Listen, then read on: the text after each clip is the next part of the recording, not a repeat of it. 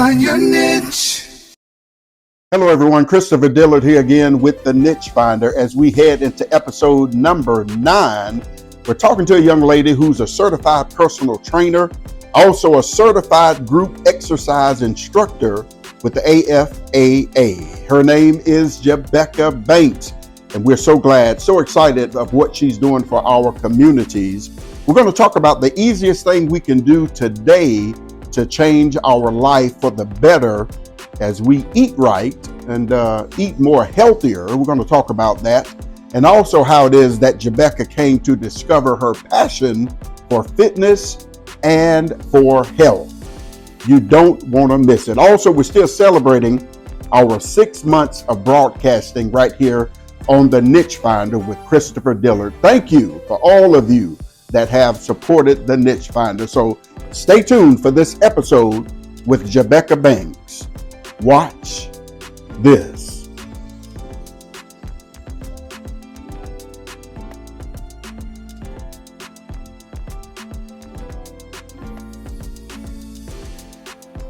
And Christopher Dillard here again with the Niche Finder. I am so excited on today. As you guys probably can see, this young lady sitting in front of me whose passion we're going to tell you about here, and we're going to tell you all about her and why you don't need to miss these next few moments as we talk to this great woman who has been doing a great work in our community for so many years. She graduated from the University of North Georgia, and I said I was going to say this name right. Say it for me. Georgia. What part of Georgia? Dahlonega. See, I had prepared to say that name right, and it still left me right there. In Dahlonega, Georgia, she went to the University of North Georgia in 1990 with a BS degree in computer science. My goodness, of all things. Jabecca is a moderately active. She's been moderately active a good portion of her life, as she played basketball in middle school and in high school until she tore her ACL. During her last 2 years of college, she developed a passion for working out, and it became a part of her daily routine. Now, let me tell you about some of her accomplishments. Jabecca is a certified personal trainer and certified group exercise instructor with AFAA, Aerobics Fitness Association of America, and it's just amazing. She's had her own studio for a while until COVID hit. She's worked at many gyms around in our city, and we'll talk about that. And I'm telling you, this is just an honor. Ladies and gentlemen, today we're talking to health expert, I'm going to call her, and I call her Miss Robot. Jabecca Banks, thank you so much for being with us today. Thank you for having me. I'm so honored that you agreed to do this. I'm honored to be asked. So. Thank you so much. Jabecca, so I want to open this up with, how did this passion come that you have, this passion for health, this passion for exercise, this passion for our community? I want to know, where did this drive come from? So, as you see, my degree is in computer science. Yes. So back those days in 1980s, 90s, it was all about getting a good degree so I can make money. Yeah. And then, so I worked on that. And then my last couple of years, I went to North Georgia, as you said, and it was predominantly white institution. Okay. Okay. There were very few. It was a military school. Oh, wow. The men had to be in the military portion of it. Okay. But the ladies could if they want to. Okay. But it was predominantly white. And my roommates were white. Okay. And they were very active, running, exercising. And I just started working out with them and started loving how I felt. My friends that were African American accused me of trying to be white. Yeah. So, and it just didn't sit well with me. It's like, I feel so good when I do this, mentally and physically. Sure. This can't be a race thing. Yeah. So the more I did it, the more in love I fell with it. And when I graduated, I started working at a local telephone industry, and they had a wellness program that I became a part of, and started going to aerobics and tried different, just regular aerobics, step aerobics, and just continued to fall in love with it. Yeah. I still only saw a few people that looked like me. Yeah. So I was like, you know what? This is too good not to bring to our people. So that's when I was like, you know what? I'm going in 1993 when I got married.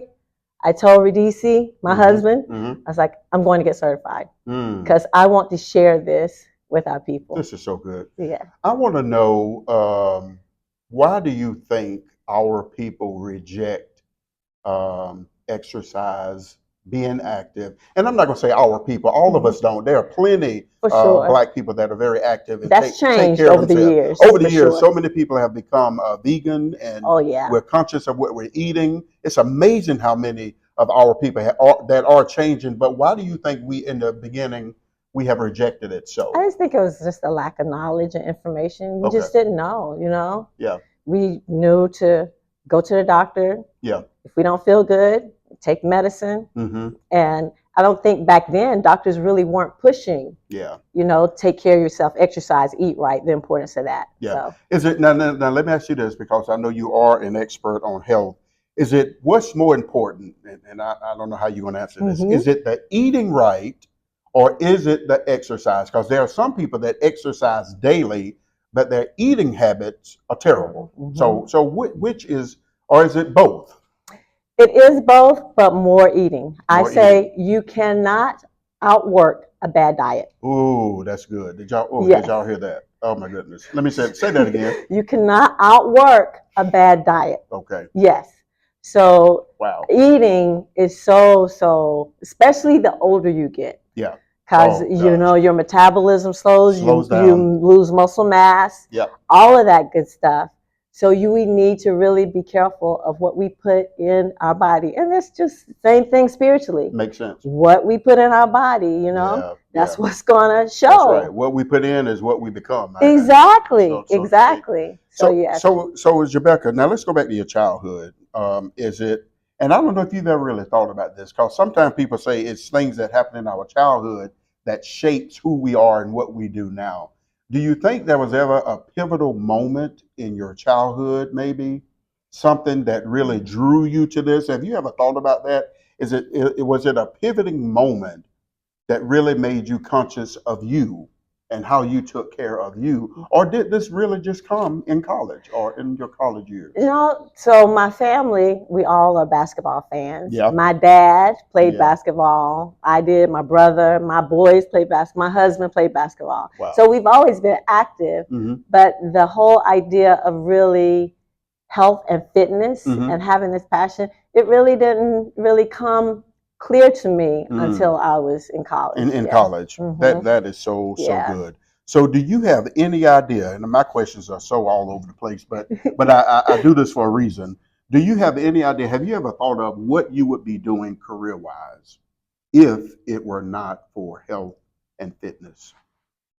Do you know what you probably would be doing? So for me, I'm kind of dual career because Okay. I still have a full-time job in computer science. Okay. So I work for a company, we develop Wi-Fi technology. Wow. Which I really enjoy. That's a part of me. I enjoy figuring things out, solving problems. That's part of something that I just enjoy doing. Okay. So I get to do that.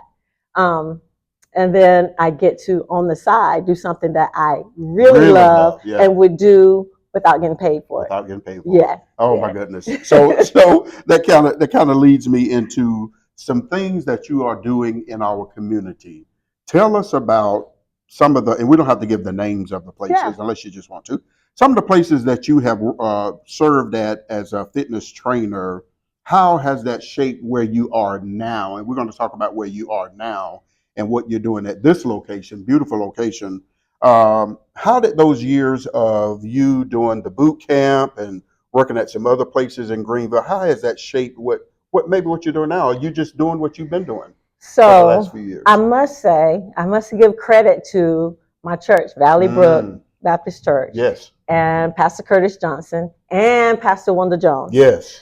Because I had this passion, but I felt like it really didn't fit in the church at that time. Okay. You know? So Pastor Jones did the class, Who Am I? Who Am you I? probably remember that. Lord. That's why I'm doing this podcast now, because of that class. Yeah, that's amazing. You would bring that up. Yes. Yeah. And so Yeah. it was like, this is something I'm really passionate about. Yeah. But how does it fit in the church? Right. And he helped me to see we need to be healthy. Everybody Absolutely. needs to be healthy Yeah, to be able to pursue the passions that you have and That's that right. we have as, individuals. Right. So it was big. And Pastor Johnson, they allowed me to actually start a boot camp. Boot camp. Early morning, Yeah. 5 a.m. I went to a couple Monday, of those. Wednesday, Friday at Valley Brook, where we moved all the chairs That's right. and had boot camp there at the church. That's right. And then that is like, Pastor Jones was like, you need to take this a little further. You know how he pushes people. Pushes you. He absolutely pushes you. Yeah. So Yeah. I went to Coop Health and Fitness. Mhm. That's where I started. I became a trainer there. Yep. And I just didn't like the way, first of all, how they charged. I felt like it was really too much, because this is something that should be available to anybody, Yeah. And I just I didn't have the freedom to do what I really wanted to do and to connect with people the way I wanted to. Gotcha. So that motivated me to say, you know what, maybe I can do this on my own. So in 2009, I stepped out and started JB's Boot Camp. JB's Boot Camp. And it lasted, like you said, for 11 years up until COVID. And then just life transitions. Sure. And I felt like it was time to, stop. And I'm still right now trying to figure out what's next. Yep. But I feel God pushing me, because he's bringing things to me, opportunities that I'm not asking for. Do more of presenting and seminars and helping people that way. So I love your passion. I love that you didn't give up, and you do work closely to the Christian community, because you do serve at your church. You came out of the church, and sometimes church folk, we like to eat, and we like to eat too much. Late at night, after every event. And that's not just church, folks. It's really, if you think about every holiday we celebrate. I call from October 31st, Halloween, to January 1st. That's the eating season. That's the eating season. Because Halloween, Thanksgiving, Christmas, New Year's. Every holiday, that's how we feel like we got to celebrate, is eating. Yeah. So, and we don't just eat, we do go into a little bit of gluttony. And so some simple practices that we could do, Jabecca, that you could just throw out there to really help us, especially those months of October to the end of the year. Just some simple things we could do with eating. What are some of those things?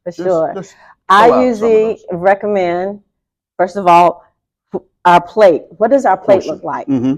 Yes, definitely portions, but it should be colorful. A lot of times what we do, we get that big old piece of chicken. Yes, we do. And then a little bit of vegetables, a little bit of collards, a little bit of, less. 3/4 of your plate should be fruits and vegetables. Oh, wow.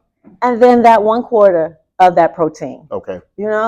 We need to eat more fruit. There's so much nutrients and vitamins that help to heal our body in our fruits and vegetables. And don't overcook the vegetables. Don't overcook them. And then a big thing that we overlook is hydration. Oh my goodness. Water. Our body's 70% water.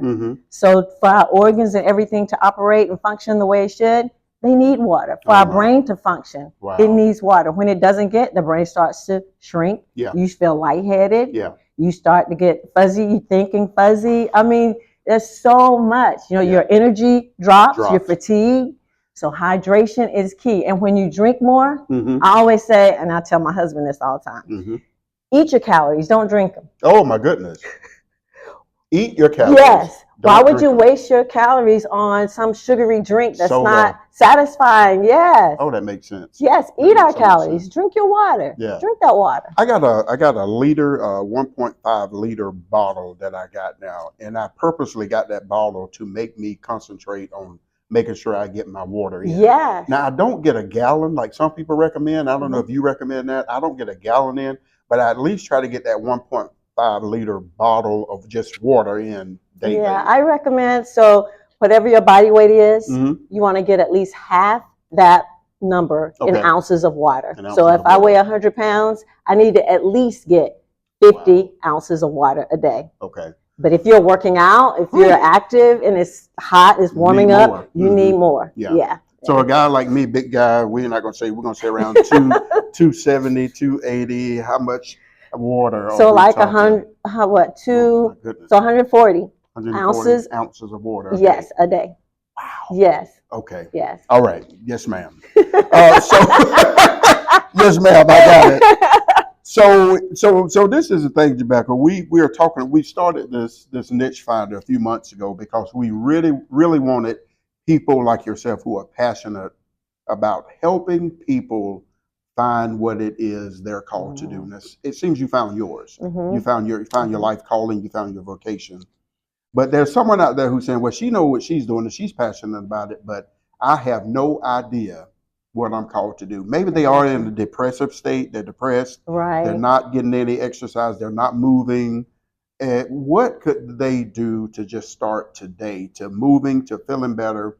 And hopefully, how do they find that thing that they're called to do? What would you suggest? So what, again, I hate to go back to it, but the Who Am I class, part of that Yes. was a spiritual gift analysis, Yes. taking that test.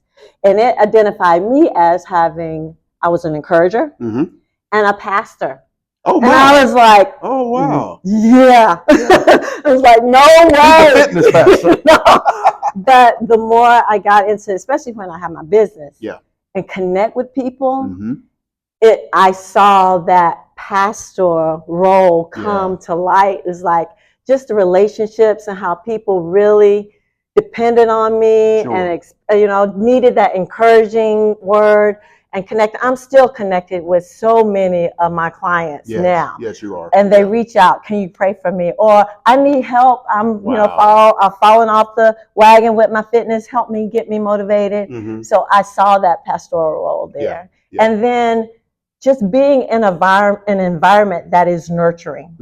I felt like Pastor Johnson and Elder Jones, they nourished that. They gave me that opportunity to think about, okay, what is it you're really passionate about? And not just think about it, let's do something about it. So really, again, that spiritual analysis test. And then also, fitness was something I would do, as I mentioned earlier, and not get paid for it. You do it for free. I would do it. I would come here. This is Cycle Bar. This is where I do now.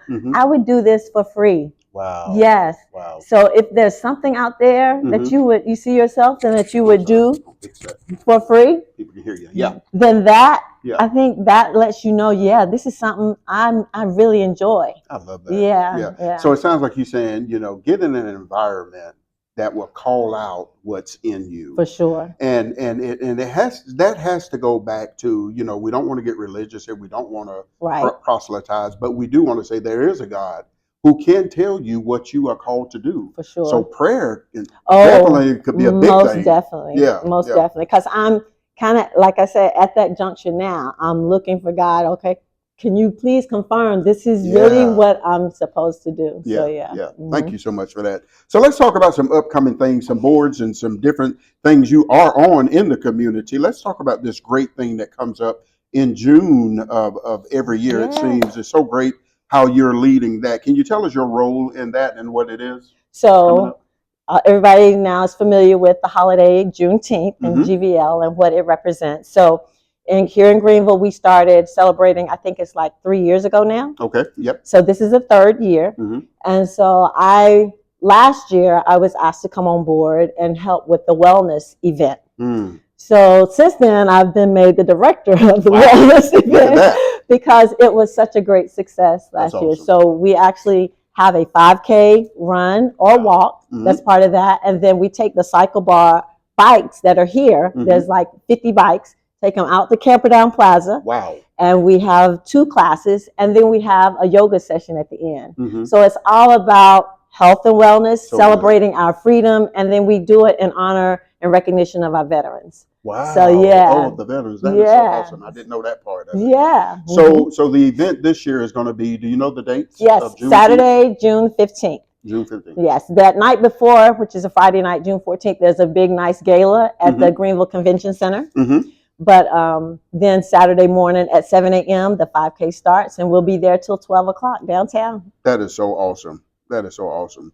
So, Jabecca, who inspires you right now? Is it anyone that inspires you, whether on a national level or a local level, to keep doing what you're doing? Maybe someone that is in your area of passion. Mm-hmm. Who inspires you right now? Right now, Tabitha Brown. Oh my goodness. She is a ball of fire. She's amazing. Yeah. And if, believe it or not, this is so crazy. Wow. At least once a week, when I'm out and about, I have somebody come up to me and say, "You know who you look like? You look like Tabitha Brown." All the time. Wow. My husband said, "This is crazy. What is this?" That's amazing. Yeah. I know. I think it's y'all same personality and persona and the energy you project. If you put on a pair of glasses, you would look just like you would look just like her. She is amazing. I love what she's accomplished. I love her energy. And yeah, to be compared to her, that's just an honor. Yeah. Wow. Yeah. Wow. So tell us about your, as we get ready to wrap this up, we are doing so good on time.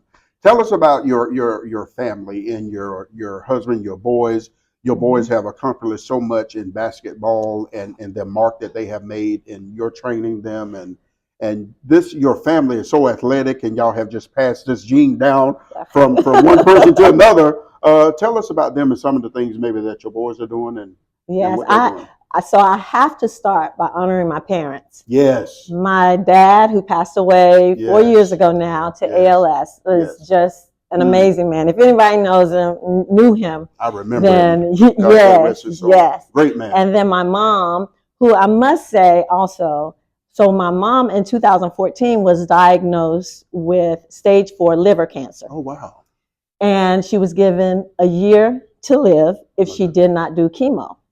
So she and I came together, and my dad, and she's like, "I don't want to live the rest of my years or time here doing chemo and feeling horrible. I want to have a quality of life. So let's see what we can do." Sure. And this was 2014. Okay. So I did some research, and we found a naturopath doctor, and we went and visited her. My mom changed her diet.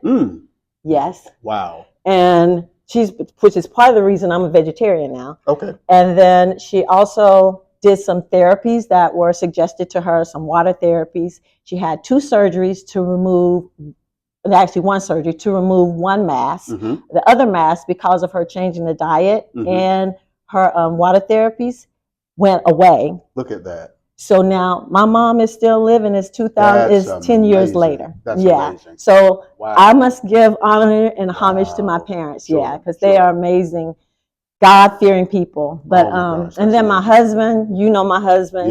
Yes, he started playing basketball. When I met him, he was playing basketball. Yeah, he's kind of put that ball down now. I love Dr. Rhodesia.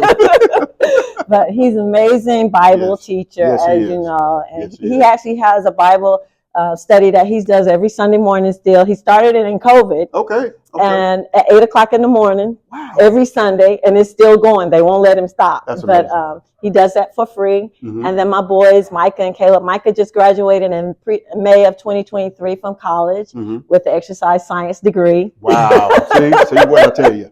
And Caleb, he is going to Greenville Tech, trying to figure out what he wants to do. And Mike is really trying to figure out that path for exercise science that he wants to do. But that is so great. Yeah, we're proud of them. Such a great family. You guys are. You always have been a great family. Thank you so much for this time, Jabecca. Thank you. And I'm just looking over your notes here, and it says, and I actually, the questionnaire that I sent out to all of those that I interviewed, do you feel like you have found your purpose in life through your vocation? And I guess you can unequivocally say yes, you felt like you found your passion. You said that what you're doing now, your passion, you would do for free. I would. And I know just by your words, you have helped someone else to hopefully find theirs. And I hope so. Thank you so much. Anything you want to leave with our community, our people, everyone that will watch this and be so inspired? Anything you want to leave with those that may be watching? I guess just the 3 things. Find something that you would do and not have to get paid for it. Find a nurturing community that is going to push you towards your goal, not discourage you. That's right. And then just know that as you go along, that passion may shift and change a little bit. Be willing to be fluid and just go with whatever direction it takes you. That's good. Good. Thank you so much. Ladies and gentlemen, the fitness expert, Mrs. Robot, I call her. She is Jabecca Banks of Greenville, South Carolina. Thank you so much. And as I always say at the end, That is a wrap. Christopher Dillard Media and the Niche Finder with Christopher Dillard celebrates broadcasting here in the upstate of South Carolina since March of 2024. We're bringing together leaders. We're bringing together ideas and information that brings all walks of life together as people have found their purpose in life, and they are inspiring you through their words to find your purpose in life as well. We are the Niche Finder with Christopher Dillard. The Niche Finder with Christopher Dillard shines the spotlights on individuals, on leaders who have found their purpose in life. And through their words, through their testimony, they help you to find yours also, as they give testimony about how it is they got started and what it is they were called to do. And they're doing it so well. They're doing it with excellence. And they want to help you do the same. We interview those leaders, and we're quite proud of it in this endeavor that we believe God has called us to do through this podcast. Since our launch in March of 2024, we are connecting leaders who are bringing about information of how it is they are making a difference in the marketplace. Since our inception, we have interviewed business persons, corporate persons, singers, ministers, and so many others. And guess what? We are just getting started. You can find us on all platforms across all social media, whether it's Facebook, whether it's Instagram, whether it's YouTube, even TikTok. You can find Christopher Dillard Media. Look for us, and we'll be looking for you. You can find your niche.